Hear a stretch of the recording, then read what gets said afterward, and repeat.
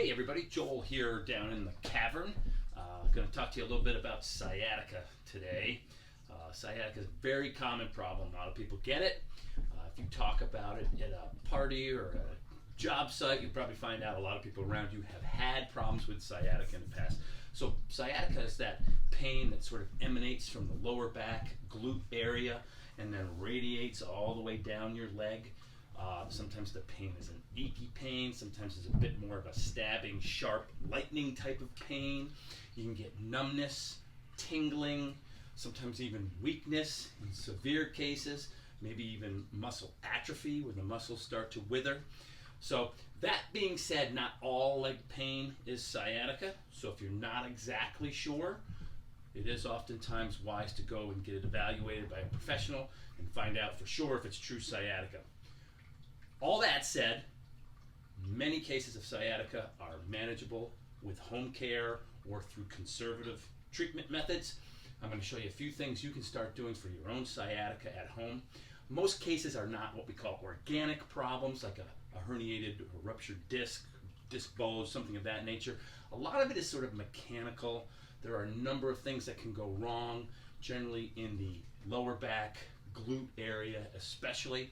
And those things are oftentimes things you can manage conservatively on your own or with just some conservative therapy, whether it's a physical therapist, a chiropractor, exercise physiologist, or even some of your trainers can help you out with things. So let me just show you a few things you can do at home. First thing we're going to talk about is just some myofascial muscle release. I'm going to use this little tool. This is nothing more than a tennis ball in a sock. Old sock. I just used a sock just basically as a handle just to help me get into areas. There are three places in particular that you can work when you have sciatica. Oftentimes the problem is coming from this quadratus lumborum or QL area. That's this lower back, this hunk of meat here in the lower back. The other areas are out here just below the iliac crest. So if you put your hands on your waist and you drop your thumb just below that area and hunt around in the muscle tissue here on the sort of outer side here, a little bit of the glute, you will often find some very exquisitely tender areas. That is the gluteus medius. The third spot, which is a real culprit in a lot of cases, is the piriformis muscle, which is a deep glute muscle. It's a hip rotator primarily, and it runs deep in the buttock area, so you got to hunt around in there. So the first thing I would do is just poke around a little bit with your own thumbs, see if you've got any tender spots that really light you up. If you push on them and they really are tender, exquisitely so, you probably need to work those areas. Here's how you do it. You take your little tennis ball, you place it over, let's say we're working that gluteus medius, you place it over the gluteus medius area, and you apply just some easy pressure. Start easy, because in the beginning those things might be really, really tender. So don't go too hard. You can do just digital pressure, just use your own hand to press. Another option is to go up against, say, like a wall. I'm just going to use my treadmill here. So let's say I've identified the spot right here. I get my ball in that place. Here's where I use my little handle. And then I can sort of lean into it, rock on that sore spot. The other thing I like to do is take the leg on the side of the pain, pick it up, and just skitch it around a little, rub back and forth. Find those tender spots, maybe work that spot 30 seconds, a minute, 2 minutes max, and then get off it and go do something else. The other spot would be obviously the piriformis. You find that, again, you can get up against a wall and sort of skitch around on it and rub it and kind of work it. If it's not super, super tender and you feel like you need a little more work, you can get down on the floor. Here's where you take your little handle, right? Get down on the floor. Again, if I'm working that quadratus lumborum, I'm right here in that lower back. I'm down on the floor. I provide myself a little bit of pressure. The leg on that side can do some of the work. I can just kind of work around on that tender spot. Okay? Again, gluteus medius. I'm just below the waist. So I stick my thumb in there, right? I find a spot, I get the ball on there, I can skitch around on that, wriggle around here, right? Hit those spots. Most people are going to find a couple of them, so hunt around. The last one would be right on the piriformis. You'd be right in the buttock area. And again, you just wriggle around. You can even get in that figure 4 position and wriggle around and work that spot. Okay, I'm using the other leg to help reduce how much pressure is on the ball. So if it's just too tender, you just raise up here a little bit, almost like you're doing a single leg glute bridge, right? Just take some of the pressure off and just work it. Again, 30 seconds, a minute, 2 minutes max on any spot, and then move on, right? So that's the first thing, just a little bit of myofascial release. Get yourself a tennis ball. If you don't have a tennis ball, lacrosse ball works well. I've had people use like hard dog toys, you know, whatever works. It's just got to be about that tennis ball size. Okay, there you go. Wanted to go over the figure 4 position because a lot of sciatica does come out of that glute area. So piriformis is a very common source of this problem. The figure 4 stretch is a great stretch to try to break up some of the spasm in that piriformis.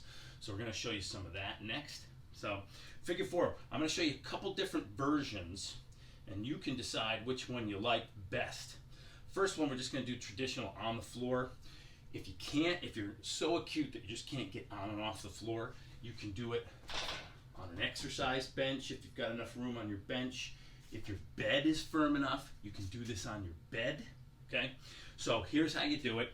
So let's say my left leg is the one giving me all the trouble. I will get down on my back. We will cross the left ankle on that right knee. First step is to just see if I can get it to here. In some cases, that might be enough. That might be all you need. You'll feel that pull, that sciatic irritation. Just go to what your tolerance is. Beyond here, what we do is we use our hands, we reach through to the plant leg and start to pull here. What you should feel is a pull through your glute, maybe even through the glute medius a little bit, okay? Maybe even a little bit of that sacroiliac area. Pull here, okay? Just from the side so you can see it. So again, we'd start here, slowly work your way up, see what you can handle. If you can get to that position, great. Some people just have to hang out in that position for a little bit. You just hang there, okay? And just give that again like 2 minutes and then you're done. Do the other side. I would do both sides, be symmetrical, okay? From here, you can reach through to the plant leg, gently start to pull, almost like you're doing a knee to chest stretch. But where you're going to probably feel it more is in this glute and running into this leg. So there you go. There's one version of the figure 4 right there. Let me just show you another version done in the prone position. Some people find this either A, more comfortable, or B, more effective. Your choice. Still a figure 4 stretch. If you're a yoga enthusiast, you might refer to it as a pigeon pose. Okay, so I'm working my left leg. So we're going to get out here now in this position. Again, we're in that figure 4. And then the back leg is just going to slide back and you're going to sort of lean forward. How far you go, again, is up to you. You know, for some people, just getting into that position is all it takes. And they'll feel that pull. What I suggest is work it to tolerance. Don't push hard. Be gentle. If you have true sciatica, that sciatic nerve is all inflamed and fired up. It's not going to take much to set it off. So gentle, slow, deliberate. Nothing herky-jerky and fast. Ease into it. Go to your tolerance. And as you work this day after day, hopefully what you start to see is A, your sciatica is starting to diminish, and B, your range of motion gets better. Okay, so again, one more time with the figure 4, prone figure 4 or pigeon pose, we would just start to slide back and lean into it. And again, you should feel it sort of in that glute area, and it may even give you a little bit of stuff. You might start to feel stuff down into that leg. You know you're on it, okay? But don't overdo, all right? Then back out. Let me show you one in a seated posture. This is great if you have a job, say, where you have to sit all day. Like maybe you don't have an opportunity to get up and lay on a floor or do this in other versions. You can do this right in a chair. It's also great if you're stuck in traffic in your car. Maybe not so easy if you're the driver, but if you're a passenger, you could do this. So we're going to, again, work the left leg. I'm going to take my left ankle. First off, just see what you can do. In the beginning, sometimes just getting to that position is hard for people. And if you need to, you can assist yourself. You can use a towel, or I've got just a band here. You can use that as a handle to help you. Okay? Get it up, get that ankle up to the knee if you can. See if you can get to that full figure four. Okay? If you're good in that position, then at that point, what I want you to do is sit nice and tall. Don't hunch over. Okay? Sit nice and tall and almost like somebody's pulling you by the chest. Lean into that figure four. See how I'm upright? My chest is up. I'm leading with my chest. I'm not just rounding at the back. Pull yourself forward. So we'll lean into it this way. Lean into it this way. There you go. Again, what I would do is start to feel where you feel it pulling in the glute and into that leg a little bit. Stop once you start to feel it. Don't force yourself to go beyond what you can handle. Ease it in. We're trying to gently coax things back to normal. You're not going to make it happen overnight, so you've got to be conscientious not to overdo. Okay, ease it. So that's figure four in the seated posture. This is great. I'm telling you, if you have to travel, anybody who has had sciatica can tell you car rides can really be miserable. This is a nice way to break it up here a little bit. You might have to do it a few times through on a trip, but it might give you some relief and help you get through your travels. Okay? Next one, since I'm in this position, this is a technique that we call nerve flossing. So what happens is that sciatic nerve gets kind of strangled and caught in places. Sometimes it's the low backs. Sometimes it's in the glute. It can actually even get caught sometimes in places like the knee or ankle. So what we're going to do is we want to try to gently move that sciatic nerve. It passes through an opening in the spine, okay? And as it passes through, sometimes it gets kind of caught in there. So what we're trying to do is just kind of gently wriggle it free. That'll also help to sort of pump some of the inflammation out of the area to help take some of the pressure off the nerve. So here's one way you can do it. I like to call this a high hamstring stretch, but it's basically a nerve flossing technique. In the sitting position, you want your butt higher than your foot.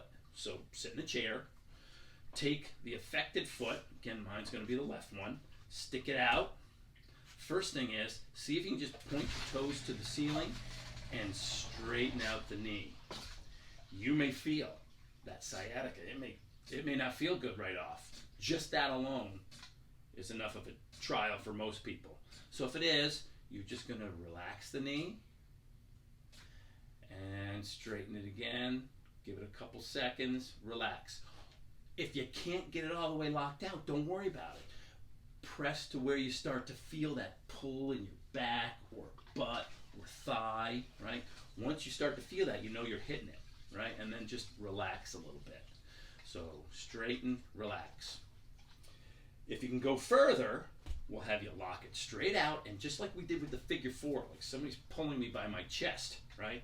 We're going to lean towards the foot on the floor, my left foot, okay? So by my chest, not just rounding, but by my chest. I'm going to lead that way.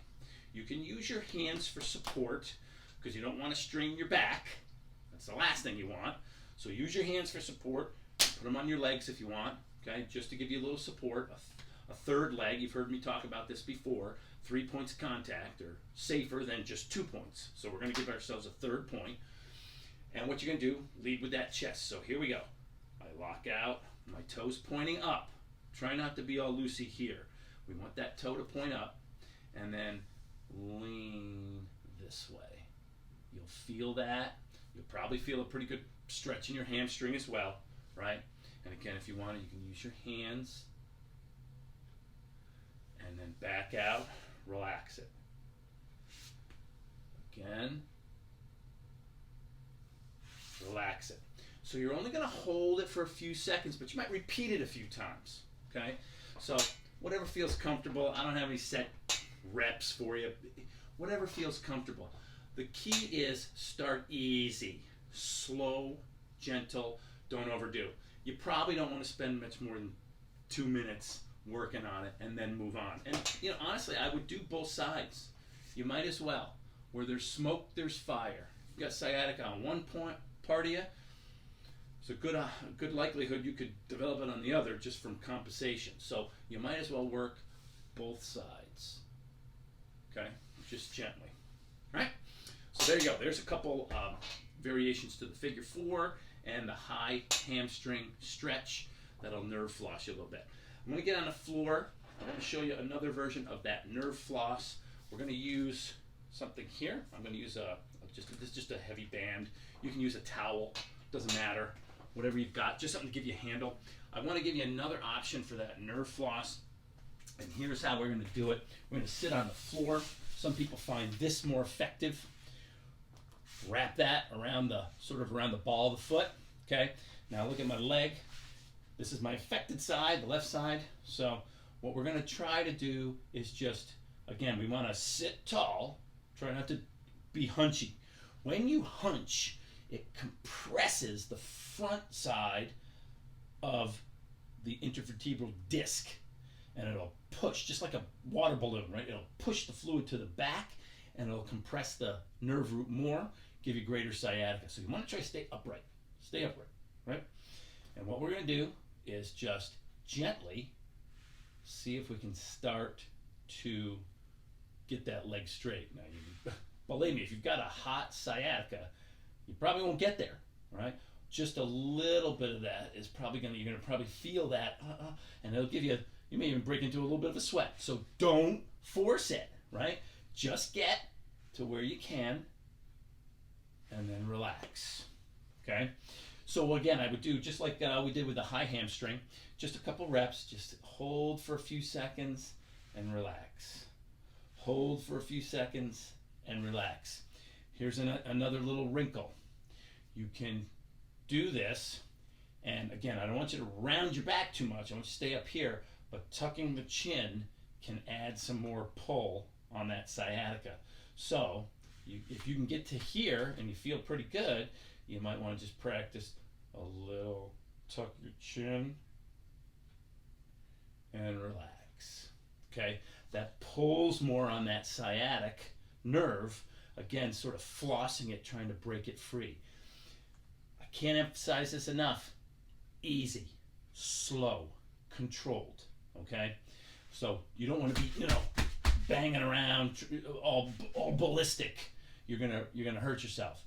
Good technique, sit tall, gently get that out. If that feels pretty good, see if you can handle the chin tuck. Okay, work that leg. No more than 2 minutes. Get off it, then do the other side. Okay, so I wanted to show you that.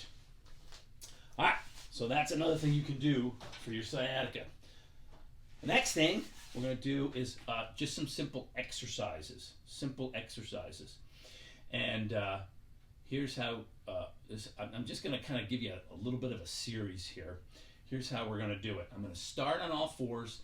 We want to sort of work on things that extend us a little more.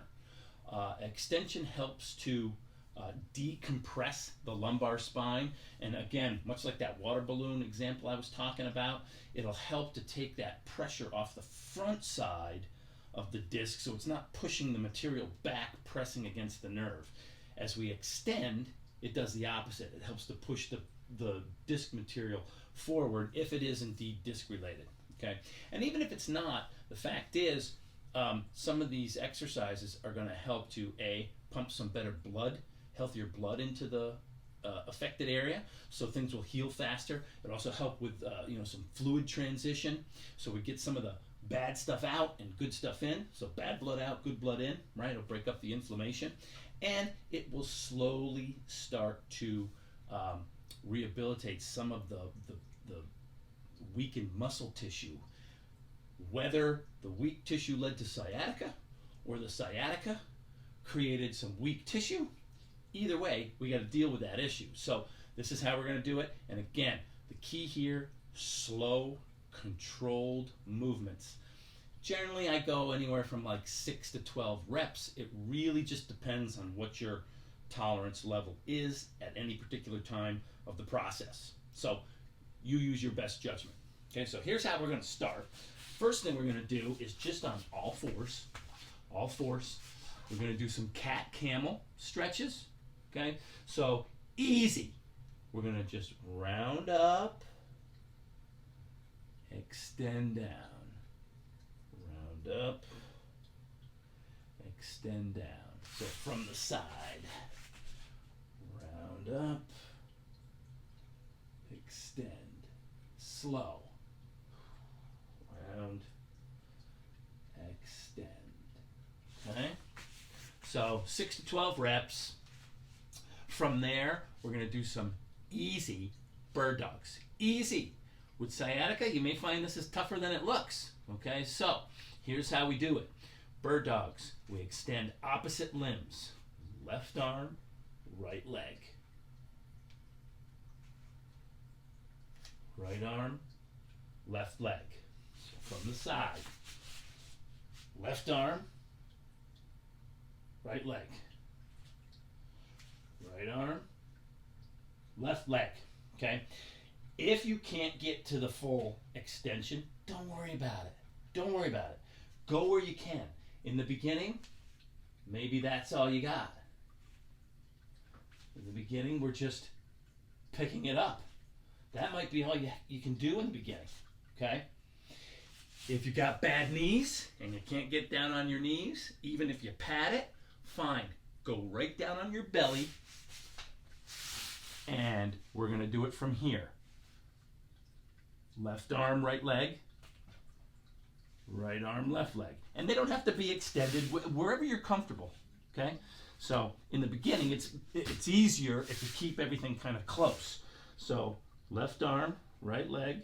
Hold just a second. Then the opposite pair. Okay? You can roll up a towel, put it here if you want. Give yourself something to brace on if you want to do that. That's fine too. Okay? Also from your belly, let's work on just some easy Cobra positions. Okay? This again is going to put us into a little extension. So in the beginning, we're here. And all we want to do is just raise up. If it gives you some sciatic discomfort, don't force it. And relax down. I'm using my arms. This is a passive move. I'm using my arms to sort of help push me up. I'm not using my core strength to necessarily do it. Okay? To the next version is to get up to elbows. And just hold it for a few seconds. I like to kind of do it in a bit of more of a pulsed fashion in the beginning. As you get better, then you can hold it for longer periods. But start with just some short pulsed versions.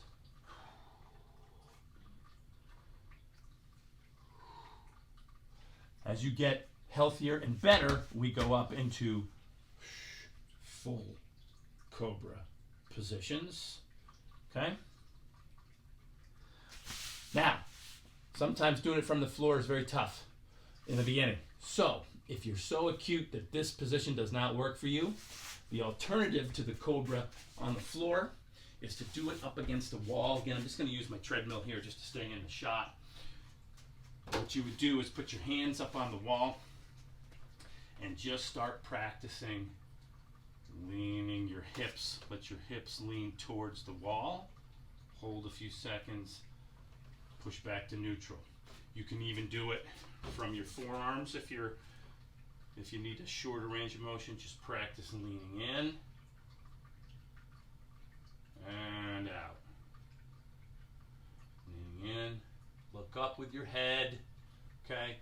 Let your eyes help you. Look up, don't look down, right? Look up, and we're just extending there, okay? Back to our floor exercises. So, we've done the cat camel, right? The bird dogs. We've done the cobras. Then what we want to do is we're going to turn over, and we want to do some easy figure 4 knee rocks. Again, we're going to get you in that figure 4 position as long as you can tolerate it. You're here, left leg here. We're going to just gently rock side to side. So, boom, side to side. If you can get all the way, great. If not, you just rock to whatever level you can handle. Whatever level you can handle, right? As you get better, we want to try to get all the way to the floor on one side, all the way to the floor on the other. Again, 6 to 12 reps, whatever works for you. And then do the other side, 6 to 12 reps. I'm going to tell you, when the bottom of your foot approximates the floor, you're going to really feel it more here. This is where you're going to feel this the most, okay? But the idea is for this one not to be static, but we're going to just do some nice, easy rocking motions. Okay? Easy rocking. Right? After that, we're going to do just some pulsed bridges. And again, slow, controlled. And we're just going to do 2-footed versions. Okay? So plant both feet. Do not overextend. Only go to where you can tolerate it. So in the beginning, you may only raise up a little bit off the floor. Don't worry about it. As you get stronger and healthier and better, you can get higher. Okay? But here we're going to go, again, 6 to 12 reps, slow, controlled. That's 1 rep.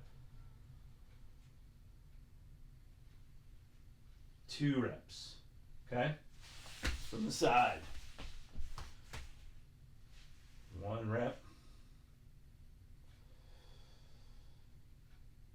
2 reps.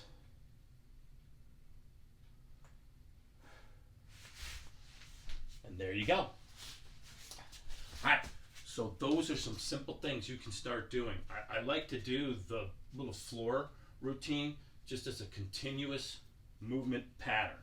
I'll go, we'll do the cat camel to the bird dogs, drop into the cobra, roll it over, do my knee rocks, finish off with a few bridges, boom, done. That's after maybe I've done some of the myofascial release and some of the figure 4 stretching.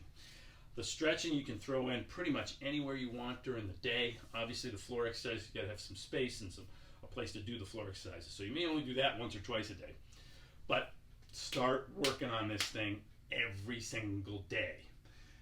If things are sore or tender, if things are really touchy, especially when you're doing like the myofascial release, you know that needs to be iced, okay? So I get that question all the time, and here's my answer. If you stick your thumb in that piriformis, say, and it makes you want to hit the ceiling, that's ice. If you stick your thumb in it and you go, oh, that's kind of sore, but boy, if I rub it around with that ball, it feels kind of, hurts me kind of good kind of a thing, then that's usually heat. So use that as a guide for yourself. But if you're poking around, things are pretty tender in there and you don't want people to touch it, then that's probably ice, okay? So there you go. Hopefully you'll find that these little tips are helpful for you. I know sciatica stinks, so I sympathize and I empathize. I've had it several times myself and have had disc issues in the past myself, so I can understand where you're coming from. So try these simple tools down the road as you get better. Don't just neglect yourself. Maybe make some of this part of your permanent fitness routine. These are great tools. You can throw these things any old time into a workout. They're great warm-up kind of activities, and they help you keep ahead of possible reoccurrence of sciatica. So there you go. I'm Joel, Vintage Fitness, down here at the Cavern. I hope you found this helpful. Check back. We'll get some other videos out for you in the future. Take care all.